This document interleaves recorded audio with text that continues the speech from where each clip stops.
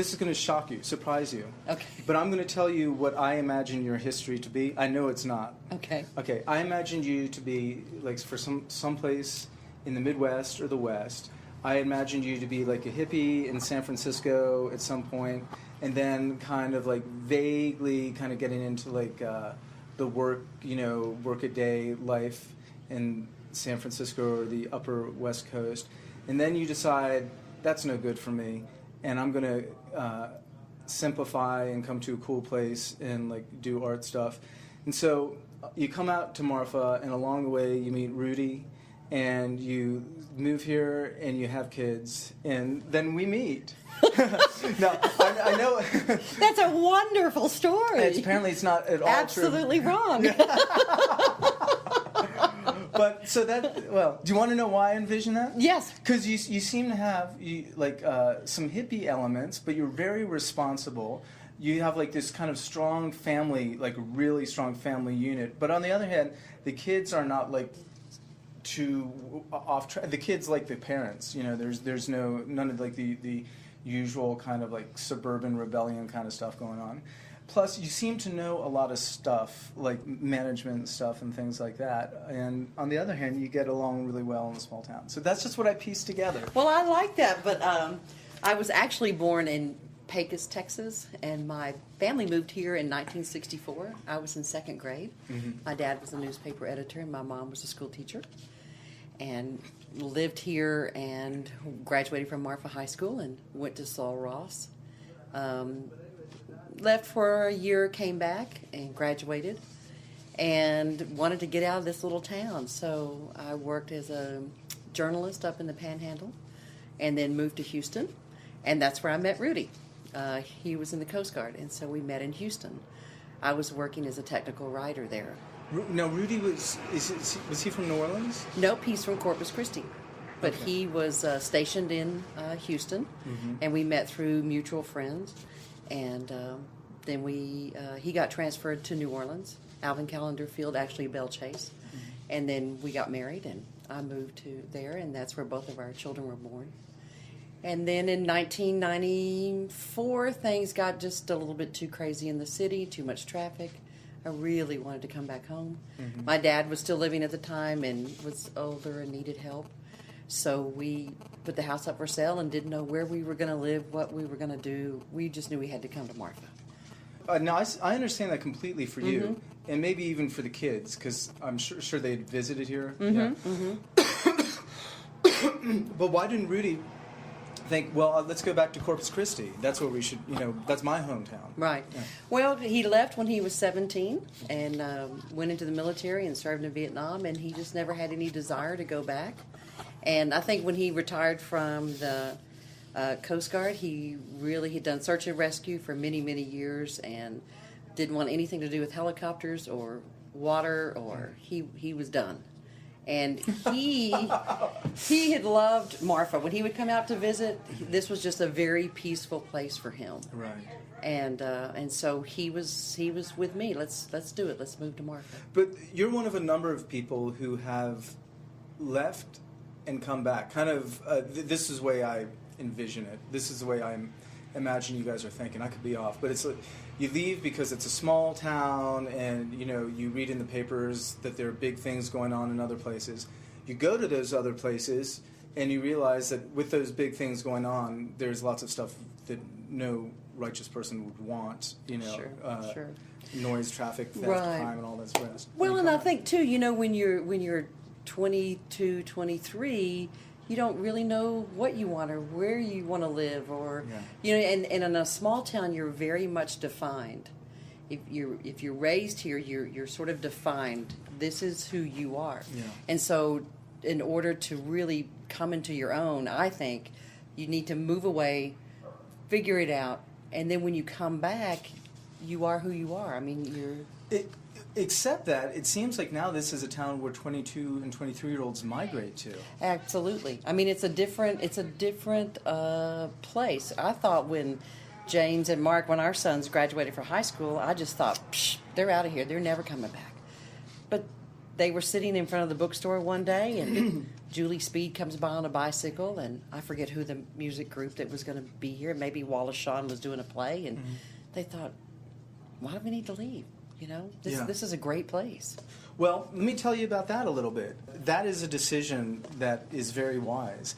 And one of the things that impressed me about your kids, but actually even freaked me out about Mark, is just how wise, in Mark's case, just how he seems like, you know, I hate that cliche old soul, because it's just like incredibly, in fact, I've actually used that on girls before. It's just so versatile. Like, you're an old soul. You know, you grew up in Atlantis, clearly, because you like the same ice cream as me. But in the case of Mark Scott, I got along with him from the beginning, and I was really impressed just that he was here, that he like knew what made him happy at a very early age, and didn't seem to panic about stuff that people his age tend to panic about. And when I met Rudy and yourself, that's kind of something I wanted to ask you about. Do you have any explanations for that, or is that just the luck of the draw when you have kids? I think it's 50-50. It's children are nature and nurture, how they're born. So we were very fortunate. And I think Rudy and I make a really good team. Yeah. I'm more laid back, and he's more military. But together it seemed to make a pretty good combination. I think also being raised in a very diverse community as they were in New Orleans, they had a world view. So when they moved to Marfa, although they were young, they had still seen a big city and a very diverse city and a diverse school. And that's a good point. And we tried to be very conscious about exposing them to all kinds of things. And then Rudy had traveled all over the world in the military, so he would talk a lot about those world travels. And so when we moved here, they'd already had that sort of city exposure. And then being here at that time, and as they were growing up, Marfa began to, have these plays and film and music, and so we were enthusiastic about it, and so they in turn were as well. And it's not just plays and films and music, it's play people. Like Rob Weiner could be doing this in New York, and Absolutely. David Hollander could be doing that in Los Angeles, and the music, flows through.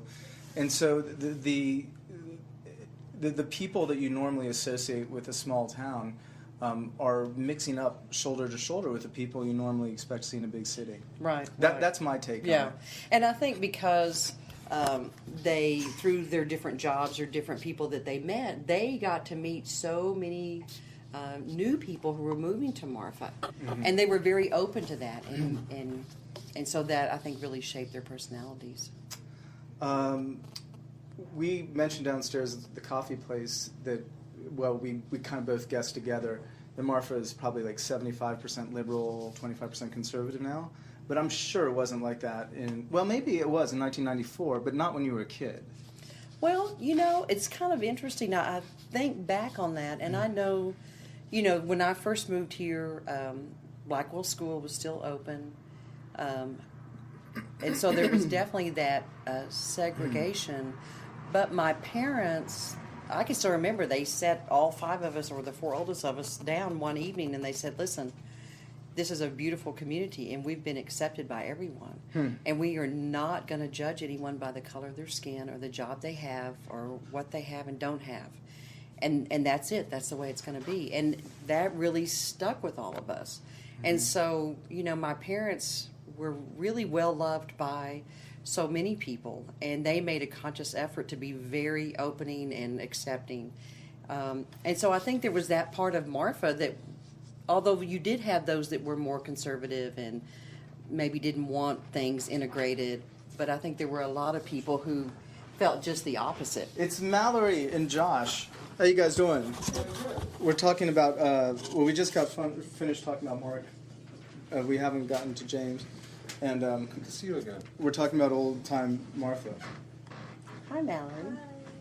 So to cue you guys in. I'm Allison. Oh, I'm sorry. Nice to know you. So we were talking, when you were growing up, it must have been a much more conservative place, though, because West Texas is pretty conservative. Yeah, but you know what? But Presidio County has been primarily Democratic. I mean, I can remember my mom saying to a friend, why are you going to go vote in the Republican primary? It doesn't do any good. I mean, vote Democrat. And I mean, because my parents were always Democrat, but I think Presidio County has always been primarily Democrat, more so than Republican. Really? It's always been, I've heard, the poorest county in Texas. It's definitely, right now it's the fourth poorest county in Texas. Oh. So it's definitely a poor. But are other West Texas counties the other poor ones?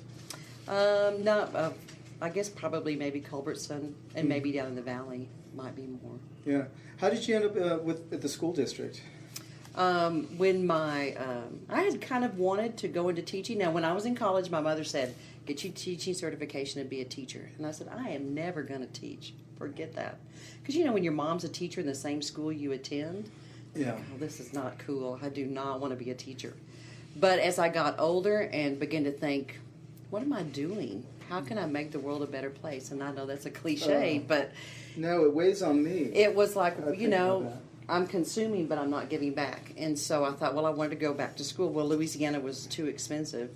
And so when we moved back here, Saul Ross was right here, and it was very affordable. So I went back and got my teaching certification. Yeah.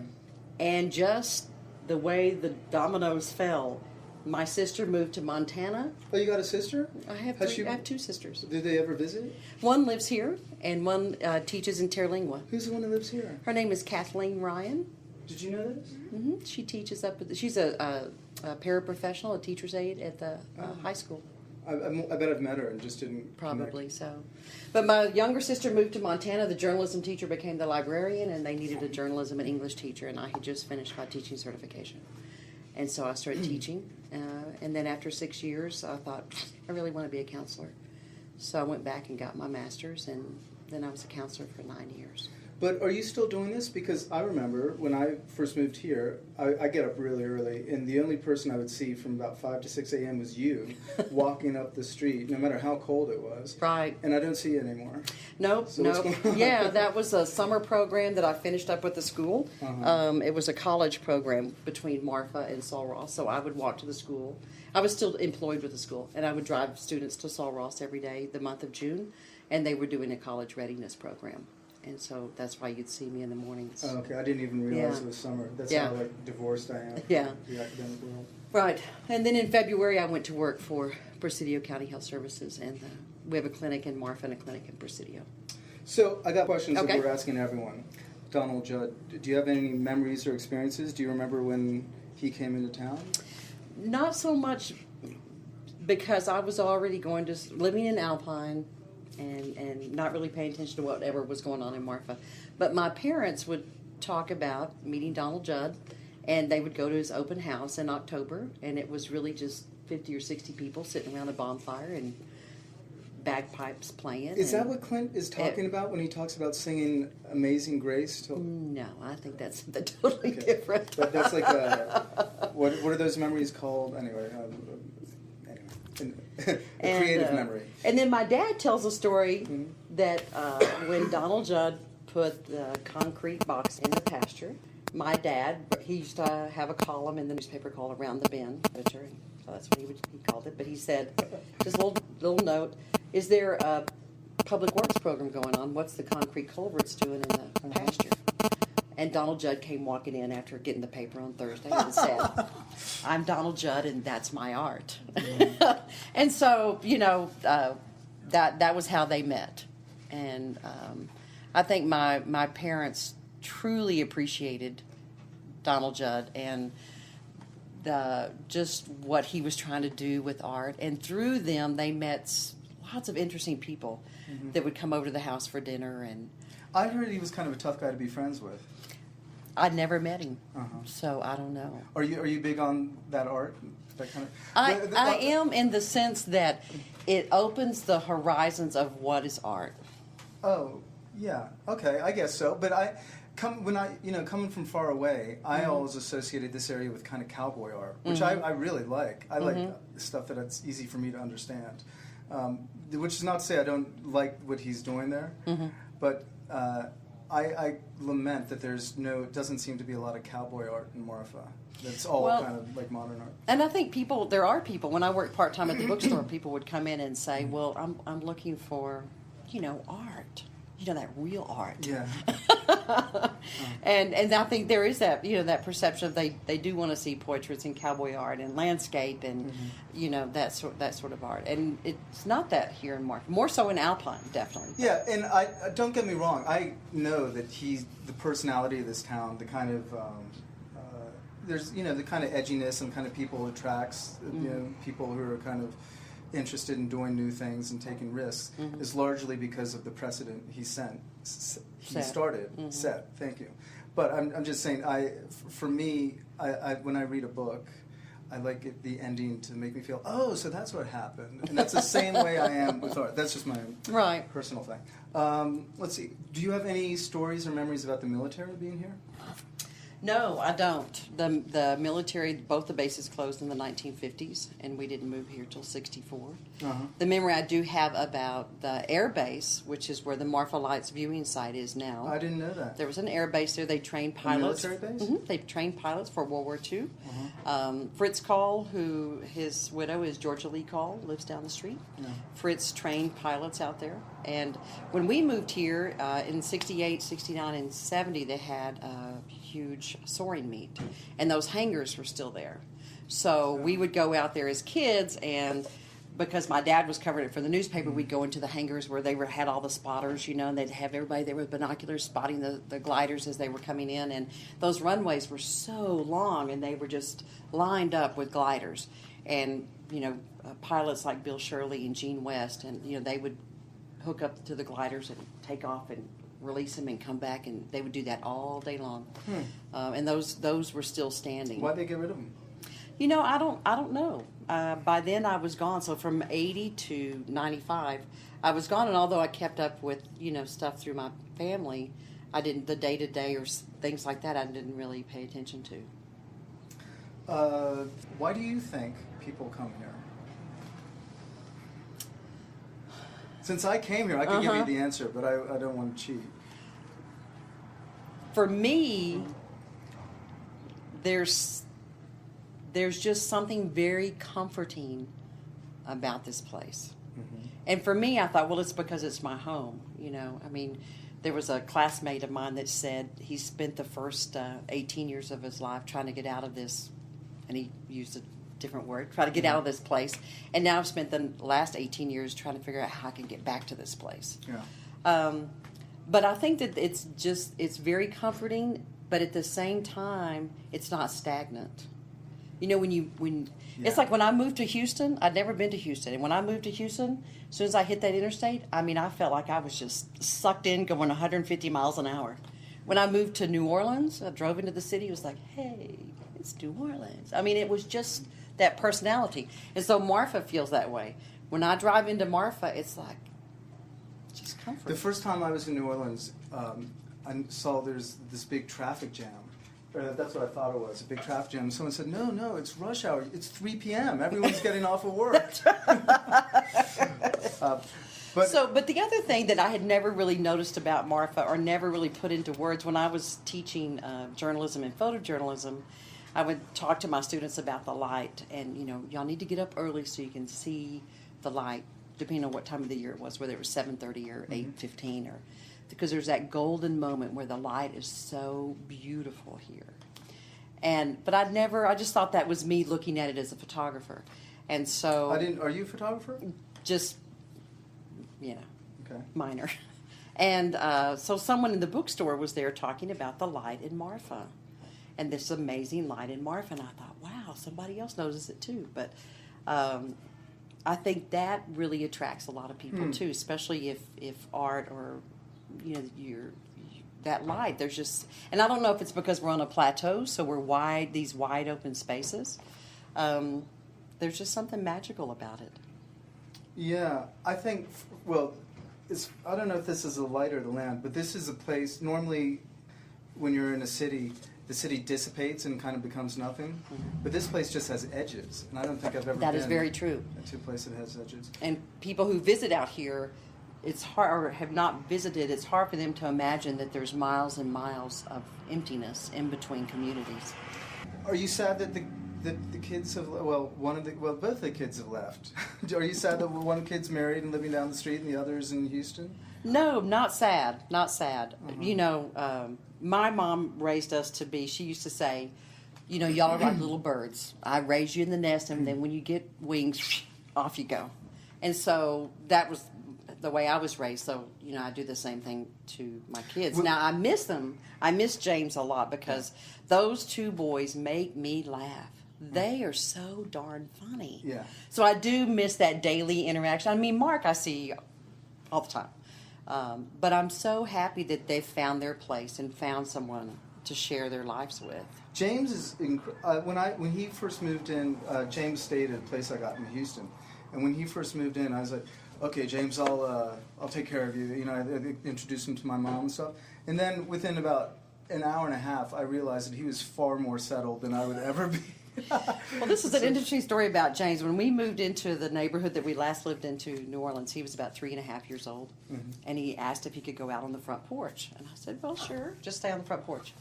So a few minutes later, I go out to look to see where he is, and he's next door, sitting at a picnic table with 6 adults, entertaining them, telling them where he's from, who his parents are, what's going on.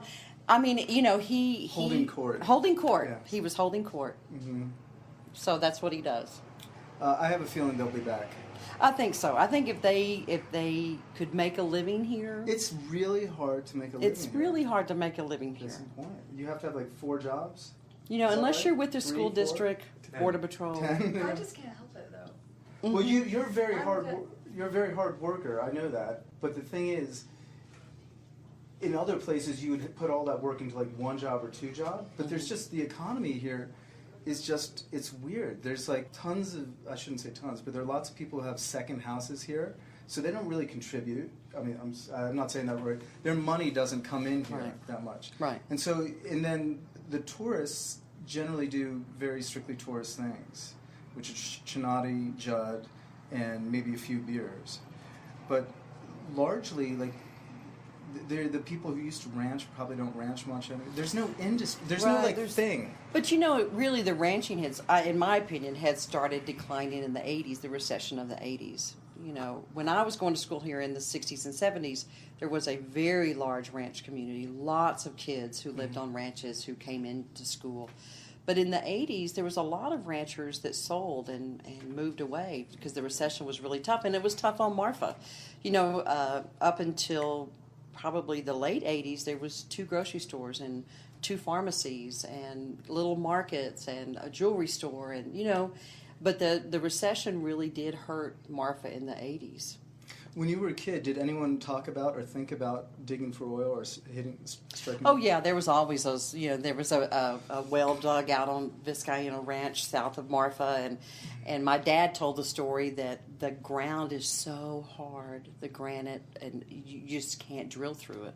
I did talk to a man a few years ago that said with the change in technology they'd like to try again because they're convinced that there's oil and gas out here. Yeah.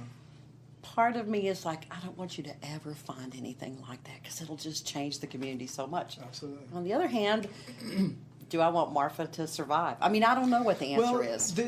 You know, there are other ways. I was talking to Chip Love about this, and he had ideas about like getting tax breaks for like computer e-businesses or something like that. Sure, that would be ideal out here. Right.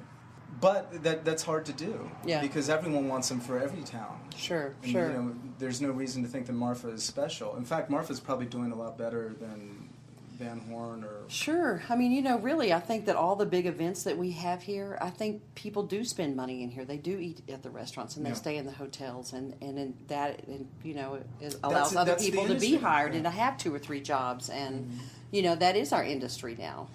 And that's been I mean, there's been a couple of close calls that someone had wanted to build a nuclear waste dump in Sierra Blanca. Luckily, there was a grassroots organization that stopped that.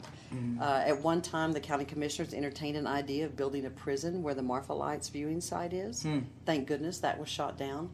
You know, so to have tourism is clean industry. Right. And to me, that is our industry. Last question. Oh, it doesn't have to be, but okay. Last question. Is Marfa? Do you like Marfa more now than when you were a kid? I mean, all these changes, the boxes that weren't there when you were a kid. You know, the Donald Judd boxes and all the places you can get a drink and all the rest. Or do you just roll with it? I couldn't answer that question because everything that is here is Marfa. Mm-hmm. You know, it's not. In my opinion, it's not better or worse, or those were the glory days, and now it's gone to hell in a handbasket. Because everything that's here in Marfa is what makes up Marfa. It's not, and the people that are here make up Marfa. A school teacher asked me once, because my mom died in 1991, and she was a school teacher for 30-something years. And another school teacher asked me a few years ago, what would your mother think of this town now? I said, she would love it. Yeah. She would absolutely love that energy. All people like Mallory and you, and that come into town, and y'all are just, energetic and fun, and I think it's great. I wasn't here way back when, but from my own take, I think it would be weirder if it hadn't changed. If that would be a town you wouldn't really want to stay in. If there weren't, there wasn't a new Crowley Theater, there wasn't a place to drink, or there wasn't a place to get coffee. It just stayed like what it was in 1969 or 1970 or something. And I don't know that it ever would. I don't think if a community doesn't change, that it does die. Mm-hmm. If with anything, whether you're an organization or a church or a community, if you don't change, you die. And I think because Marfa has generally been pretty accepting of people, kind of a let live and let live. Yeah. I think that's allowed it to evolve into what it is now. This really is the last one. Do you remember ever Valentine being like a vibrant town? It's always been 500 people. No, when the railroad used to change crews there, and that was probably in the 60s and early 70s. It was larger, but it's interesting because when we were growing up here, we weren't that mobile. And maybe it's because I had 5 brothers and sisters, so you can't put 8 people in a vehicle and just take off, Yeah. So we didn't really. We went to Alpine. It was very seldom, I mean, everything we needed was right here in Marfa, clothes stores and pharmacies, and so we just didn't travel unless you played sports, and then you would go, to the other towns to play, to compete. But we just didn't travel like people do now. Huh, cool. Well, thank you very much, Allison Thank Scott. you very much. I appreciate it. I appreciate it, too. And it's good to have the visitors